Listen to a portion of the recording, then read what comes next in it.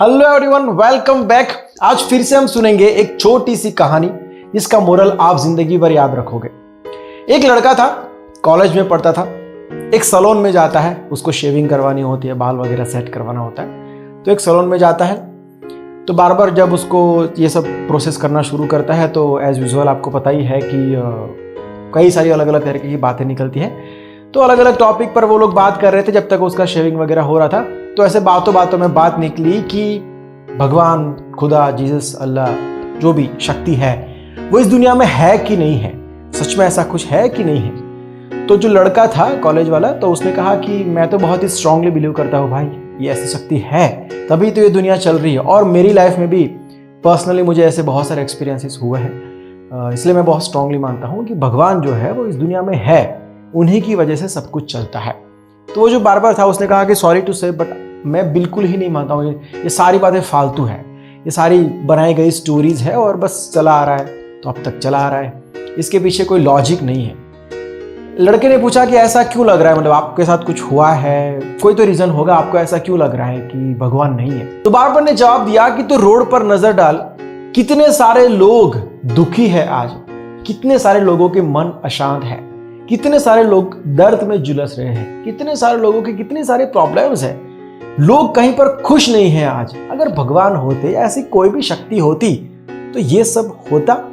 और अगर भगवान है और फिर भी ये सब कुछ हो रहा है तो ऐसे भगवान का मतलब ही क्या, मैं तो उनको भगवान मानूं ही नहीं। तो ये सारी कहानियां हैं, ऐसे कोई भगवान नहीं होते हैं। अगर होते तो ये सारी चीजें नहीं होती, सब लोग खुश होते, सबके मन शांत होते, सब लोग बहुत ही हंसी खुशी से रहते। तो वो लड़का ये सब कुछ सुन रहा था, लेकिन उसने किसी भी बात को क्रॉस नहीं किया। वो बोलकर इस आर्ग्यूमेंट को आगे नहीं बढ़ाना चाहता था। वो भाई साहब बोले जा रहे थे ऐसा वैसा ऐसा वैसा बहुत कुछ। तो लड़के ने कुछ नहीं कहा, लेकिन जैसे उसका शेविंग पूरा हुआ, हेयर कटिंग सब कुछ कंप्लीट हो गया, तो पेमेंट करके वो सैलून के बाहर निकला। तो उसने देखा कि एक भाई साहब जिसकी दाढ़ी बहुत ज्यादा बड़ी हुई थी, बाल बिखरे हुए थे, बहुत बड़े हो गए थे, उनके ऊपर नजर पड़ी उस लड़के की। तो भाग कर वापिस सैलून में आया। उसने कहा कि बाय द वे, मैं नहीं मानता हूं कि इस दुनिया में कोई बार्बर है, मतलब बार्बर एग्जिस्ट ही नहीं करता है, मेरे हिसाब से है ही नहीं। तो बार्बर ने कहा कि क्या मजाक कर रहे हैं, मैं तेरे सामने खड़ा हूं, मैं ही बार्बर हूं, सबसे पहली बात तो यही है, और तो लाखों करोड़ों होंगे, लेकिन तेरे सामने अभी तो तेरा शेविंग किया मैंने, मतलब कैसे कुछ भी क्या बोल रहा है, बार्बर नहीं मतलब। उसने कहा कि नहीं, वो देखो ना यार, मतलब वो भाई साहब है, उसकी इतनी दाढ़ी बढ़ गई है, इतने लंबे बाल हो गए हैं, मतलब अगर बार्बर एग्जिस्ट करता है इस दुनिया में तो कोई ऐसे थोड़ी ना घूमता। इस दुनिया में सभी पुरुष अच्छे से शेविंग करके घूम रहे होते, अच्छे से बाल सेट करके घूम रहे होते। बार्बर ने कहा कि यार, लोग मेरे पास आएंगे तब जाके मैं ये सब करूंगा ना, या किसी भी बार्बर के पास जाएंगे तब जाके वो कुछ करेंगे।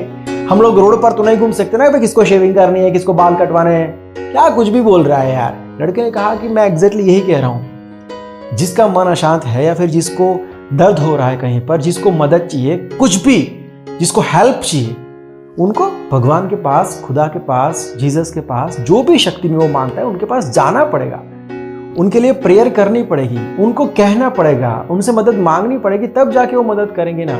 रोड पर तो नहीं घूम सकते ना वो लोग, पे किसको मदद चाहिए, किसको मदद चाहिए, किसको मदद चाहिए। आपको पहले एक बिलीफ तो रखना पड़ेगा ना कि ऐसा है। अब आप मान ही नहीं रहे हो कैसी शक्ति है, तो वो शक्ति से आप उम्मीद भी कैसे कर सकते हो कि आपकी वो मदद करे। बार बार इस बात को समझ गया था अच्छे से। बाय द वे, इस कहानी से आप क्या सीखे हो जरूर से बताना। मिलता है बहुत जल्द एक नए वीडियो के साथ, एक नए सब्जेक्ट के साथ। बाय, टेक केयर, जय हिंद।